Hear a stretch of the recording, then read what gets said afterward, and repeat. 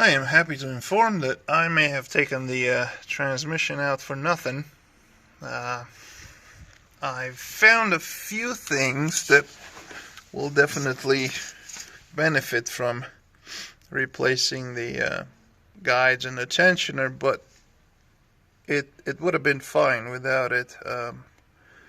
Turns out my problem was indeed the upper tensioner on the passenger side. That piston is just seized, is not moving out, is not moving in. I don't know how I missed that when I took the covers off. That is a new tensioner.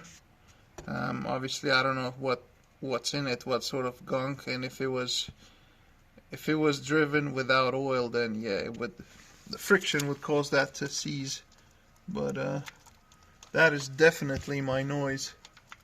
So anyway, this main guide has a broken piece. That's the end, and luckily the chain spins that way, so it's only pushing on this thing. So honestly, I don't think it would have came off.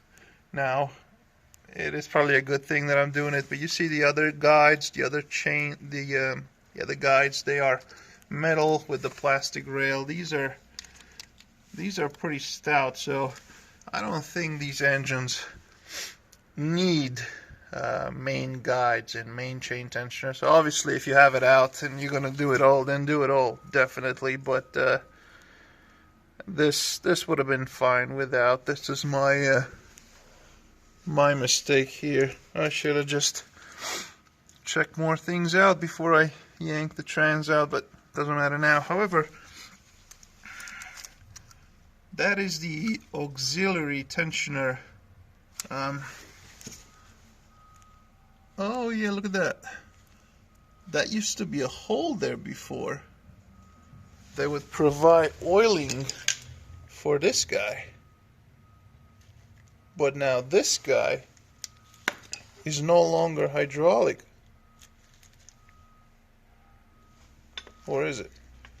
This thing has a spring in it. I see the hole for the oil, but there's no hole in the block. It's just the mounting screw. So it's possible that that one was also complaining, though. This spring feels very, very strong. I doubt it, but you never know. So regardless, I'll replace it. So yeah, you think you've seen it all, you've done it all. Turns out you don't know shit. This experience is definitely humbling. And I've definitely learned to check things 100 times before you pull the engine or the transmission. So, that being said, time to order some parts.